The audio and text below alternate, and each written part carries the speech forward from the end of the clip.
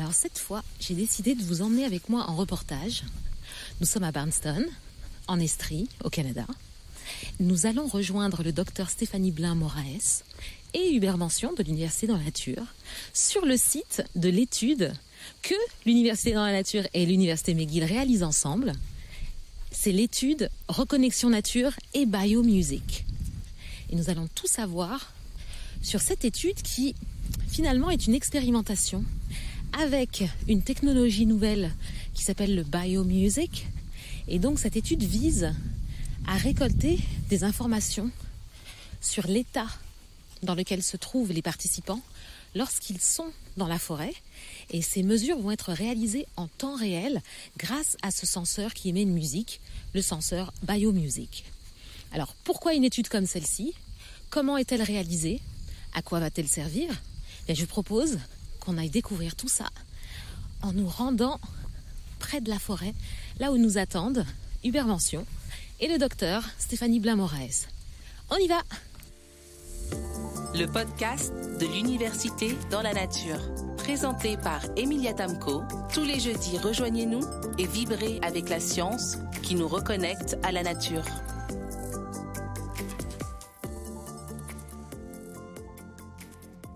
Hubert Mention, le cofondateur de l'Université dans la Nature, est là. Le docteur Stéphanie Blain-Moraes est là avec ses assistantes également. Et tout le monde se prépare à accueillir les participants pour cette étude en pleine nature. Alors, qu'est-ce qu'on mesure? Comment? Pourquoi? Allons poser toutes ces questions. Tout d'abord à Hubert Mention. Bonjour Hubert. Bonjour Emilia. Là, je crois que je suis en train d'enfreindre toutes les règles de déontologie journalistique en interviewant en fait mon conjoint. Ça tombe bien parce que tu n'es pas journaliste, donc tu n'as pas de déontologie. Exactement, et tout à fait. Et en plus, je pense que le passé nous a bien montré que nous sommes capables de travailler ensemble sans que ça ne pose aucun problème. Alors, Hubert, je sais que tu es dans le feu de l'action, donc je ne vais pas te retenir trop longtemps, mais est-ce que tu aurais quelques minutes pour nous expliquer à nos amis de l'Université dans la Nature sur quoi porte l'étude exactement?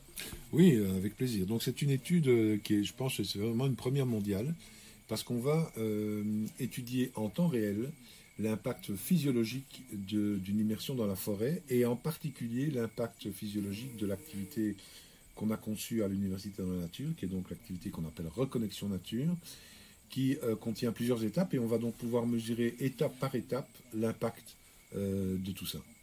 Donc en temps réel, si j'ai bien compris. Alors c'est en temps réel puisque tout est enregistré, et c'est enregistré sous forme notamment de musique, et donc les analystes après vont analyser toutes les données et vont pouvoir dire par exemple, regardez cette étape où vous faites ça a tel impact sur le système physiologique, ça diminue la température corporelle, ça augmente la conductivité, enfin ils vont pouvoir nous dire énormément de choses. Et ça c'est la première fois que c'est fait, parce que généralement il y a beaucoup d'études qui sont faites avec une étude avant-après, ou bien des moments en particulier, mais ici c'est vraiment continu, donc c'est extraordinaire. Et pourquoi est-ce que c'est important de faire ce type d'études aujourd'hui, avec déjà toute la bibliographie scientifique qui existe sur les bienfaits de la nature, sur le corps et aussi sur la santé mentale? Mais d'abord parce qu'il n'y en aura jamais assez des études sur l'impact positif de la nature, hein. C'est très important d'en avoir beaucoup et d'avoir quand même des échantillons importants. On a quand même plus de 60 personnes qui participent à ça. Donc ça, c'est déjà important. Deuxièmement, parce que c'est quand même des mesures d'une activité qui est complètement nouvelle. L'activité de reconnexion nature, c'est pas simplement une promenade dans la forêt. C'est loin d'être ça. Ce n'est pas non plus une activité qui est sportive. C'est une activité vraiment particulière. Donc c'est super important pour nous de voir comment on peut mesurer ces effets. En plus, c'est une nouvelle technologie. Cette technologie qui est utilisée, c'est la première fois qu'elle est utilisée avec des gens valides, parce qu'elle a été plutôt conçue pour des gens invalides, notamment pour des enfants en très bas âge ou pour des adultes qui sont dans l'incapacité de communiquer. Et donc on a une chance énorme d'avoir ce département de McGill, qui est quand même une des plus grandes universités d'Amérique du Nord, qui nous accompagne et qui, je l'espère, va pouvoir montrer que cette activité a un impact même inconscient sur les participants, parce qu'on n'est pas toujours conscient de ce que ça nous fait d'être dans la forêt, et là ils vont pouvoir le voir. D'ailleurs je vois qu'il y a déjà certains participants qui réclament de pouvoir avoir l'enregistrement de toute la musique générée par leur système physiologique pour pouvoir après l'écouter, et je pense que c'est une manière, d'une certaine manière, de retrouver le moment qu'ils ont vécu quand ils étaient dans la forêt. Très bien, je vais te laisser aller parce que je sais que tu dois te préparer à guider l'activité. Je vais aller rencontrer très rapidement le docteur Stéphanie Blain-Moraes pour avoir quelques mots aussi avant le départ, le coup d'envoi de l'activité. Voilà, et en plus on a beaucoup de chance parce qu'il fait un temps magnifique, il fait 25 degrés. On est quand même à la fin du mois de septembre, on est quand même au Canada, il fait 25 degrés et les gens sont tout contents. Après tous les épisodes de la pandémie, je vois sur le visage comme les gens sont contents de retrouver la nature. Donc ça, c'est vraiment agréable à voir et puis on va voir ce que ça va donner avec les mesures. Alors je te laisse et puis on se reparle peut-être tout à l'heure. Oui, à tout à l'heure. Merci Hubert. Hi, Dr. Stephanie. Hi, Amelia. How are you? I'm good. I'm so happy to have you here. Thank you for having me. So please, I just met Hubert who explained a little bit about the experiment that is going on today. So could you please tell us who you are, first of all, what do you do? Est-ce que vous pouvez vous and présenter what et is nous this expliquer device, ce qu'est Biomusic? l'appareil biomusique? I'm an assistant professor at Je suis professeure adjointe à l'université McGill et à l'école de physiothérapie et d'ergothérapie, mais je suis ingénieure biomédicale de formation. La biomusique est l'une des technologies d'assistance que nous avons conçues et sur lesquelles nous travaillons dans mon laboratoire. Elle consiste en un capteur que vous portez sur votre doigt et un téléphone intelligent relié au capteur qui prend les enregistrements des signaux envoyés par le capteur et les transforme en une sonorité musicale. Nous enregistrons différents types de signaux physiologiques provenant du corps qui changent en fonction du niveau de stress et de l'état émotionnel d'un individu. Donc nous examinons spécifiquement l'activité électrodermique, qui est la mesure de la quantité de sueur dans votre peau, de la température de votre peau, de votre rythme cardiaque, toutes ces choses qui se modifient lorsque vous vous sentez stressé ou frustré, calme ou amoureux. Nous sommes donc capables de recueillir ces données et de générer une représentation musicale de leur évolution en temps réel, ce qui nous permet de comprendre comment vous réagissez émotionnellement à quelque chose, même si vous ne bougez pas ou ne parlez pas. Alors la technologie que nous avons développée est donc particulièrement adaptée pour les individus qui ne peuvent pas bouger ou parler, tels que les personnes atteintes de démence à un stade avancé ou les enfants souffrant de handicaps complexes. Et nous l'avons utilisé avec cette population pour donner aux soignants une idée de la façon dont ces personnes réagissent au monde, même s'ils n'ont aucun signe visible de leur réaction émotionnelle. So what is the study about? Pourquoi Why utiliser using biomusique pour l'étude for the d'aujourd'hui? study of today? Dans le cadre de cette étude avec l'Université dans la nature, nous nous intéressons aux effets physiologiques de notre présence en forêt, et bien que nous disposions déjà de nombreuses données, d'auto-évaluation et de questionnaires, ce n'est pas la même chose que d'observer le corps en temps réel. Notre technologie est donc parfaitement adaptée pour répondre aux questions que nous nous posons en termes de recherche avec cette activité conçue par Hubert. Nous allons donc examiner ce que la forêt fait à notre physiologie. Nous sommes en mesure d'examiner l'effet de la forêt avant, pendant et après, mais en plus, nous pouvons donner aux participants une idée de ce que le corps ressent avant la marche en forêt, avec peut-être un peu de stress généré par la conduite pour venir jusqu'ici, pendant le parcours en forêt et après. Nous donnons surtout la possibilité de comparer en temps réel l'effet de la nature sur leur corps. This is interesting. Très intéressant, merci. And please, Avant before que I je ne let vous you laisse go, partir, can you tell pouvez-vous us nous about parler your de votre relationship with relation nature? avec la nature? J'adore la nature. C'est une anecdote un peu personnelle, mais quand j'ai choisi de me marier, mon mari et moi avons décidé que nous devions absolument nous marier dans la nature.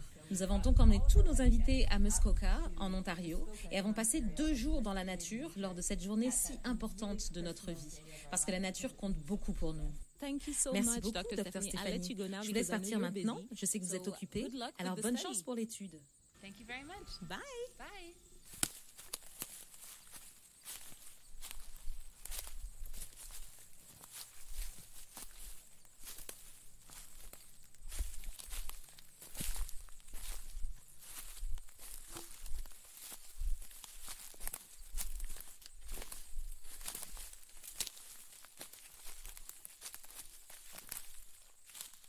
Alors les voilà partis.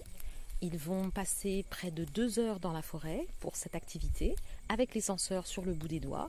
Alors nous allons attendre très tranquillement qu'ils reviennent et récolter des impressions et surtout avoir l'avis un petit peu d'Hubert sur ce que les participants auront vécu par rapport à cette activité Reconnexion Nature. Alors, à tout à l'heure.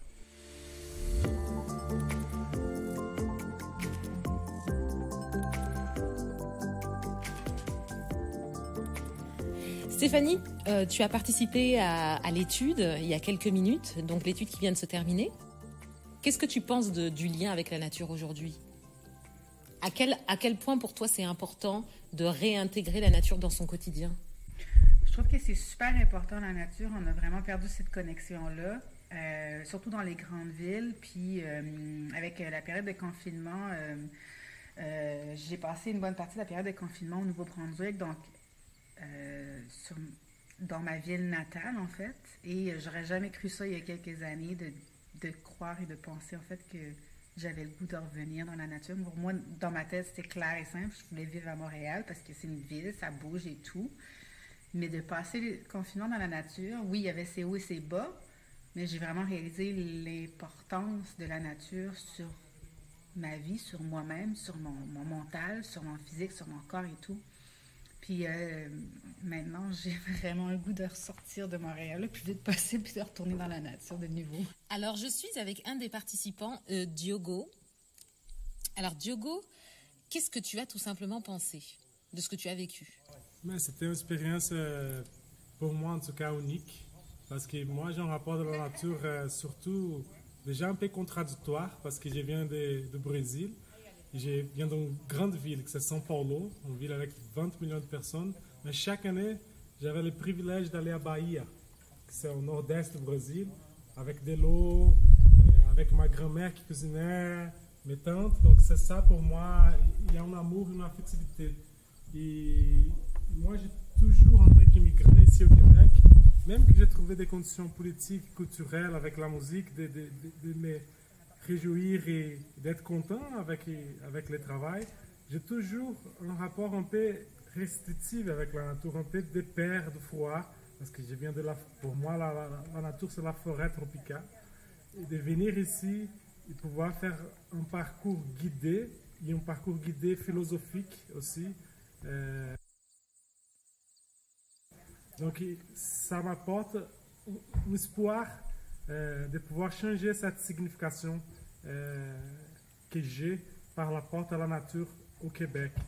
Et qu'est-ce que tu as pensé du biomusic ? Est-ce que tu as pu entendre ce que ton corps générait comme musique quand tu étais dans la forêt ? Pour moi, la nature, c'est déjà la musique. Quand moi, je vais composer, j'utilise des images, des couleurs, des odeurs, etc., de la nature, et pouvoir relier tout cela par une expérience comme cela, c'est vraiment incroyable. Je vais te poser une dernière question, après je te laisse aller auprès du feu avec les autres participants. J'aimerais juste savoir, qu'est-ce que tu penses en fait justement de l'idée d'intégrer la nature dans le monde dans lequel on vit, dans notre société moderne ? Il faudrait qu'on trouve une façon de politiquement et en tant que société de mettre ça en valeur, mais urgent. Il y a des forces économiques qu'on a inventées. Avec les économistes, ils ont trop de pouvoir. Donc il faut mettre le pouvoir à la main aussi des scientifiques dans un débat pacifique. Il n'y a pas d'extrême, c'est tranquille. Viens, la nature, viens voir. Donc je remercie cette initiative. C'est toujours plus concret. Tu vois, même que je pense déjà, ça fait longtemps, de venir, de pouvoir passer.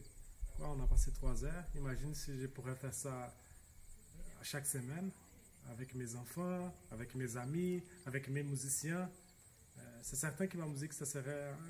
Je suis contente avec elle, mais elle pourrait encore avoir des bénéfices, je pense, très, très expressifs. Et c'est ça que je cherche, l'amour à travers la musique. Et... Bon, merci.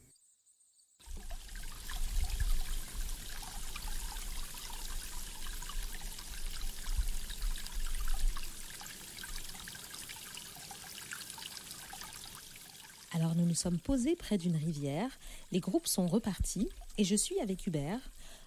Hubert, on va prendre un peu de temps pour discuter avec toi parce que j'aimerais vraiment savoir comment s'est déroulée l'activité et l'étude Comment tout ça s'est passé? Ah ben, ça s'est super bien passé. Je dois dire que les retours des participants, c'était émouvant. Parce que certains n'avaient plus été dans une forêt depuis très longtemps. Et dans les activités qu'on propose, il y a des activités qui sont quand même assez originales. Donc je pense que ça a été pour eux, en dehors même de la recherche, ce qu'on cherche. C'est-à-dire une vraie reconnexion de leur sens avec la nature. Et j'en voyais qui pleuraient même d'émotion, d'avoir ressenti ce qu'ils ont ressenti. Donc c'est une expérience tout à fait merveilleuse et ça se reproduit chaque fois qu'on fait cette activité. Et moi, j'adore ça. Explique-nous en quelques mots en quoi consiste l'activité Reconnexion Nature. C'est une activité qui a été basée sur les sens. Donc en fait, on marche dans la forêt et on fait plusieurs étapes. Et à chaque étape, on s'adresse à un sens en particulier. Et j'essaie d'expliquer, je dis toujours aux participants au début de l'activité que je n'ai pas la prétention de leur démontrer que la nature leur fait du bien, parce qu'ils le savent. Mais le but de l'activité Reconnexion Nature, c'est de leur montrer comment la nature leur fait du bien, pourquoi elle le fait, par quel procédé. Et c'est passionnant, parce que ça s'adresse à la fois à leurs sens qui sont immédiatement touchés, mais en même temps, ça s'adresse aussi à leur intelligence, à leur conscience. Et c'est une expérience que je trouve très complète. Hubert, qu'est-ce qui t'a le plus frappé dans les témoignages? Je sais qu'à la fin de l'activité Reconnexion Nature, il y a un retour, vous vous réunissez, puis vous échangez les impressions, les ressentis. Donc, qu'est-ce qui est ressorti et qui, donc, toi, t'a vraiment interpellé par rapport à la connexion avec la nature que les gens ont découvert ou redécouvert à travers l'activité? Mais tu sais, quand les gens vont dans la nature, ça déclenche en eux des tas de choses intérieures.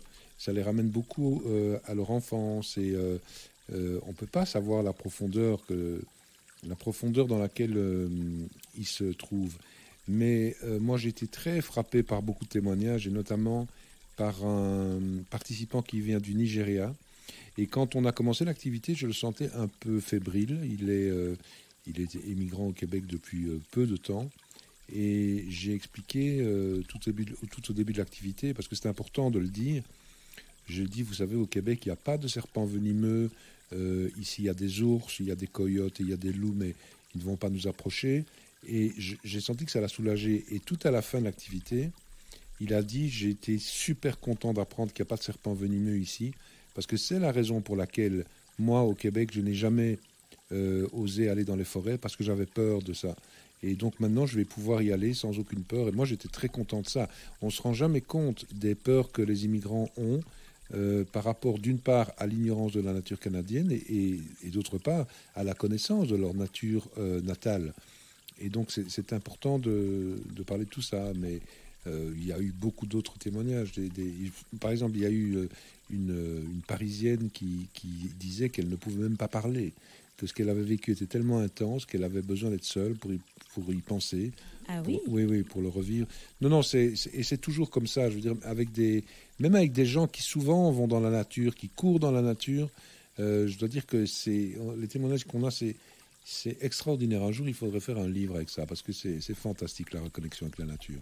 Et il y a quand même l'aspect scientifique qui est prédominant dans Reconnexion Nature. Donc, qu'est-ce que tu dirais de la réception que font les participants, en tout cas qu'ont fait les participants, par rapport au fait de savoir que la nature a cet impact-là sur leur santé physique, mentale, cognitive, etc. Je pense que d'abord, d'après ce que je vois, il y a d'abord une sorte de vertige de la conscience. Parce que quand les participants se rendent compte à quel point tout est relié dans la nature, à quel point la science découvre des choses que les poètes avaient annoncées, et que donc la nature est quelque chose de beaucoup plus vibrant, de beaucoup plus vivant, de beaucoup plus vaste que ce qu'ils pensaient, ça a un côté qui est très vertigineux. Par rapport à la science, beaucoup disent qu'ils sont tellement contents d'avoir enfin la confirmation scientifique de ce qu'ils ressentaient.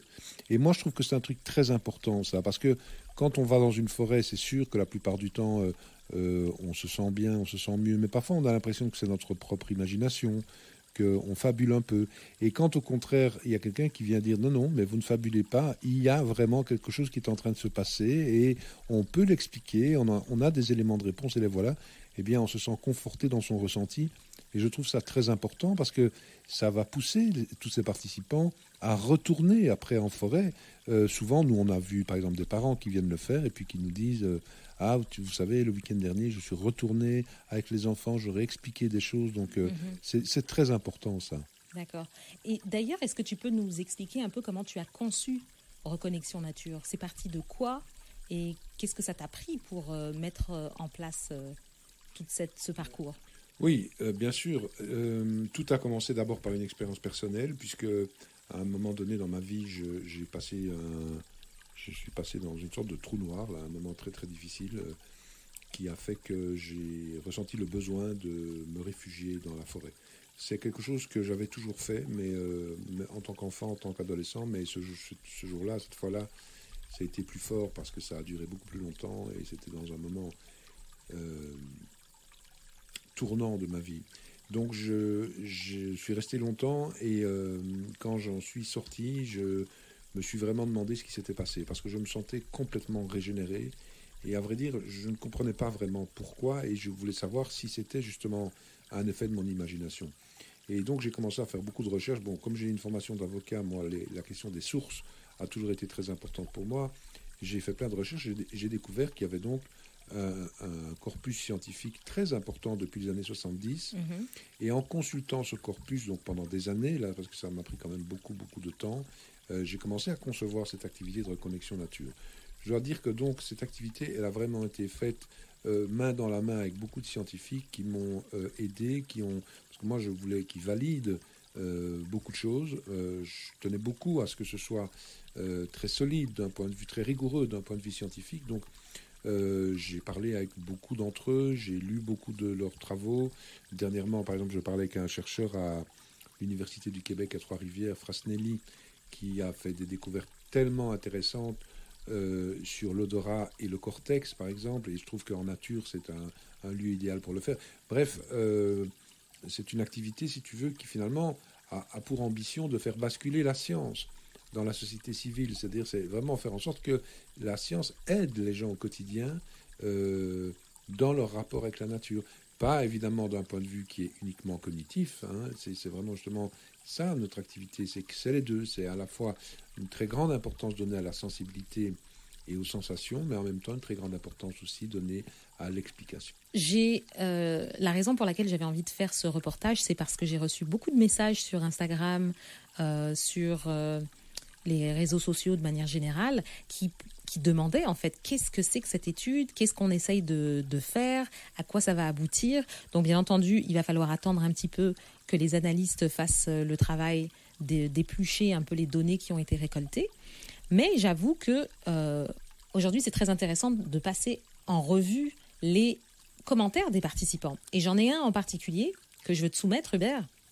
C'est le fait que durant Reconnexion Nature, il y a apparemment un moment où tu expliques que la nature est l'endroit par excellence dans lequel nous devrions prendre nos décisions, et notamment les décisions qui sont très importantes dans notre vie, que ce soit au niveau personnel ou professionnel, parce qu'il y aurait un état dans lequel notre cerveau est plongé dans la nature qui n'est pas du tout le même que l'état dans lequel il est lorsque nous sommes en ville. Est-ce que tu peux un petit peu élaborer là-dessus ? Oui, ben c'est une question passionnante. Les sciences, les neurosciences et la psychologie environnementale, toutes les deux aboutissent à peu près à la même conclusion. Les neurosciences nous montrent que le cerveau humain, quand il est placé dans la nature, ne vibre pas, n'est pas stimulé de la même manière que quand il est dans la ville. Et on a montré par exemple que quand un cerveau humain est dans une forêt et observe une forêt, les zones qui sont activées, au contraire de la ville, sont les zones liées à l'empathie. Alors que dans la ville, les zones activées sont liées à celles de l'impulsivité. Donc c'est évident que quand on prend des décisions importantes dans une vie, il faudrait peut-être plus aller du côté de l'empathie que du côté de l'impulsivité. La psychologie environnementale, de son côté, nous montre, on n'en est encore qu'au début de ça, mais nous montre à quel point l'environnement dans lequel on est change notre façon de penser. On ne pense pas de la même manière dans un bureau que dans une forêt. Donc moi, je pense qu'il faut absolument réintégrer la nature comme lieu de décision, ce que d'ailleurs elle a été pendant des millénaires pour des scientifiques, pour des philosophes, pour des chercheurs, et qu'elle continue d'être pour beaucoup de gens, y compris des entrepreneurs. Donc je crois que c'est ça, il faut sortir la nature du décor de loisirs pour en faire un partenaire le plus quotidien possible, mais qui va nous aider à prendre des décisions importantes. Et je crois que ça va être difficile parce qu'évidemment on est de plus en plus éloigné de la nature, donc il faut trouver des stratégies pour nous permettre d'accéder à cette nature même quand on est dans les villes. C'est une autre question, c'est une très grande question, mais voilà, c'est dire la nature n'est pas uniquement un environnement. Moi de toute façon j'ai horreur de ce mot environnement parce que l'environnement c'est toujours plus loin. Non, la nature c'est un partenaire, la nature nous devons établir une relation avec la nature. Et il y a des tas de choses à redécouvrir ou à découvrir pour faire de la nature un lieu très important pour le futur. Et c'est fou parce que justement, il y a quelque chose de très futuriste dans la démarche, mais en même temps de très ancien, puisque c'est ramener une connaissance que, j'imagine, nous avions depuis l'aube de l'humanité, de se rapprocher de la nature, de fonctionner avec la nature, ne serait-ce que notre rythme. Et de ce que j'ai compris, en tout cas, en écoutant les participants, ils avaient été très, très réceptifs au fait, justement, de redécouvrir tous les liens qui existent entre la nature et l'être humain. Oui, on est vraiment en train, depuis les années 80-90, pas dans tous les pays d'ailleurs, mais enfin beaucoup en Asie, on est vraiment en train de creuser la nature de ce lien, l'importance de ce lien. Et je crois que dans les décennies qui vont venir, on ne va pas en revenir de ce qui va être découvert et de ce qui a déjà été ressenti par beaucoup. Mais là, on va pouvoir l'objectiver. Ça va être... et j'espère, et c'est vraiment ça ma plus grande ambition, c'est que ça amène les décisionnaires au niveau politique, au niveau communautaire, au niveau des entreprises, ça les amène parce qu'ils auront des faits dans les mains à prendre des décisions radicales en disant il faut absolument rapatrier la nature auprès de l'humain. Et d'ailleurs, en parlant du rapatriement de la nature auprès de l'humain, il y a eu des profils très variés durant l'expérimentation du senseur biomusique et de l'activité reconnexion nature. Des gens qui étaient de tous âges, des personnes, il y avait des femmes, des hommes, des personnes qui venaient de milieux très très différents aussi. Donc, est-ce que toi tu vois que cette idée de réintégrer la nature dans le quotidien est quelque chose qui pourrait être accepté dans tous les milieux pratiquement aujourd'hui? Alors, écoute, il y a ce qu'on appelle l'injustice environnementale. Bon, moi, c'est un sujet qui est très important pour moi, pour toi aussi, je sais. C'est que actuellement, en Amérique du Nord, l'accès à la nature est en gros réservé aux Blancs riches. Pourquoi? Pour une raison très simple, c'est que la nature étant considérée comme un lieu de loisir, il faut les moyens. Et c'est évident que quand on vit dans une ville, si on veut aller dans une forêt, il faut déjà avoir les moyens de se déplacer, il faut avoir le temps, il faut avoir l'argent, etc. Et il se trouve que la plupart des études qui sont faites démontrent que l'impact de la nature est plus important sur les populations défavorisées socialement que sur les autres. Donc c'est très important de faire en sorte que ces populations défavorisées, ou d'ailleurs pas défavorisées, mais qui, pour des raisons historiques, ne vont pas dans la nature, c'est très important qu'elles puissent vivre cette expérience de ce que la nature leur fait. Alors il y a d'une part évidemment les populations défavorisées économiquement, mais tu as aussi tous les immigrants. J'en parlais tout à l'heure, les immigrants qui ne vont pas dans la nature parce que souvent, parfois, ils ne s'y sentent pas bienvenus. Et même les non-immigrants, il y a des études qui ont montré aux États-Unis que les Afro-Américains, pendant longtemps, n'ont pas fréquenté la nature parce que cette nature était présentée dans les publicités, dans les catalogues, etc., comme un lieu fréquenté essentiellement par les Blancs. Donc, ils ne se sentaient pas les bienvenus. Et c'est vrai pour les populations asiatiques, c'est vrai pour les populations latino-américaines. Donc il y a un très gros travail à faire de ce côté-là. Et un très gros mouvement qui existe déjà, que j'ai vu très actif sur les réseaux sociaux, des mouvements justement de latinos, de noirs, d'asiatiques, qui se réunissent en fait, qui veulent davantage se réunir en clamant que la nature fait aussi partie de leur culture.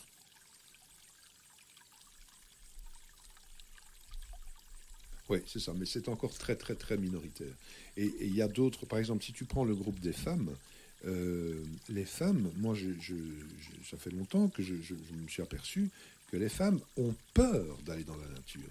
elles n'ont pas spécialement peur des animaux, etc. Elles ont peur de rencontrer des hommes.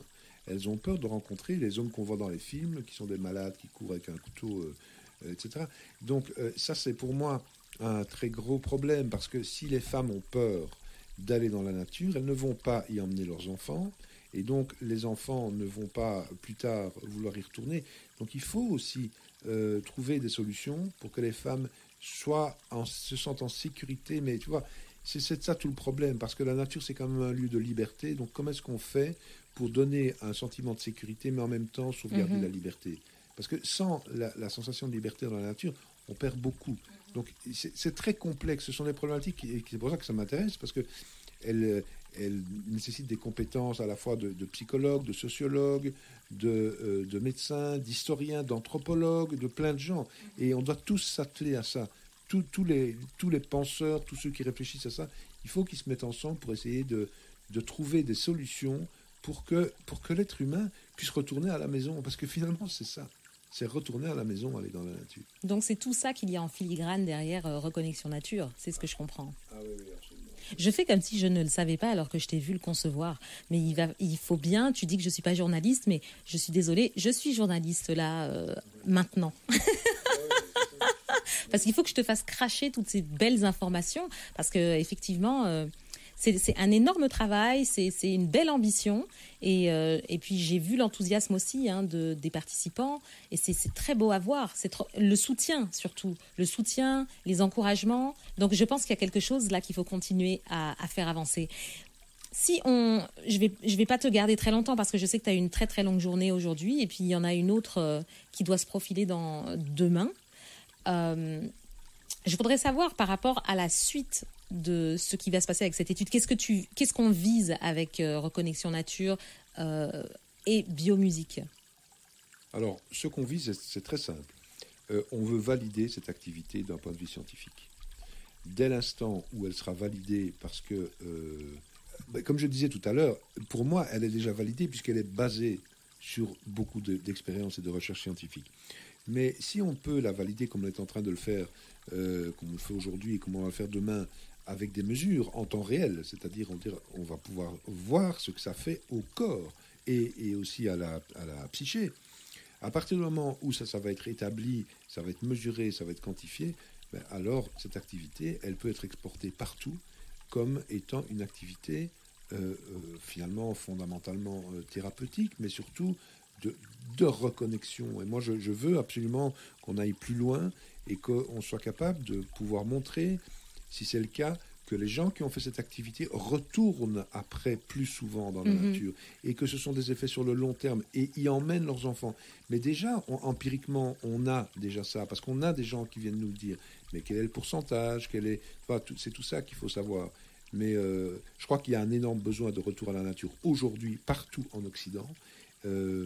C'est extraordinaire, mais je crois que c'est important qu'on puisse avoir des outils, et que Reconnexion Nature, voilà, à partir du moment où on démontre que c'est un outil pour se reconnecter à la nature, allons-y. Et on crée un réflexe nature, le réflexe de recourir à la nature en premier lieu, dès qu'on a cette fatigue cognitive, la fatigue visuelle, et ce genre de choses. Absolument. L'impact, là, je n'ai pas beaucoup de temps pour en parler, mais l'impact de la forêt sur l'humeur, ça a été mesuré, ça a été vraiment mesuré. Mais même sans le mesurer, tout le monde le ressent. Tu es de mauvaise humeur, tu es tracassé, tu vas marcher, et même pas marcher, tu vas simplement t'asseoir dans une forêt pendant 10 à 15 minutes, tout change dans l'humeur. C'est quand même extraordinaire, parce que l'humeur, ça a des effets majeur dans une vie. Être de mauvaise humeur ou être de bonne humeur, ça a des effets sur la pensée, ça a des effets sur les actions, ça a des effets sur tout. Donc s'il n'y avait que ça, si la forêt n'avait que ça comme effet, ce qu'elle est loin d'un... Mais s'il n'y avait que ça, ce serait déjà extraordinaire. Tu imagines une sorte de pilule, on dirait aux gens, vous prenez ça, il n'y a aucun effet secondaire, et ça va faire changer votre humeur. Ce serait rien que ça, ce serait déjà extraordinaire, la forêt. Quand on fait ce qu'on a fait aujourd'hui, là, moi j'ai calculé le nombre d'impacts sur la santé tels qu'ils sont recensés par les recherches. Il y en a plus de 180. Donc pendant c'est à peu près 2 heures de nature, les gens bénéficient de 180 impacts différents sur leur santé. Et sans aucun effet secondaire. Le seul effet secondaire important que ça a, c'est de vouloir y retourner. Mais c'est quand même formidable. C'est sûr. C'est sûr. Moi, je suis très enjouée de toute façon. Je prêche pour ma paroisse. Mais c'est bon de le faire. Alors, Hubert, je te libère. Oui, et je te remercie beaucoup Mm-hmm. d'avoir pris le temps de déposer tout ça. Alors, j'espère que ça a répondu aux questions que vous vous posiez sur cette étude avec McGill.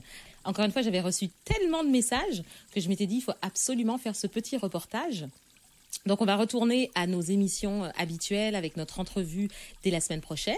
Alors, profitez bien de la nature, profitez de l'automne et on se retrouve jeudi prochain. À bientôt! Le podcast de l'Université dans la nature. Vous aimez? Partagez!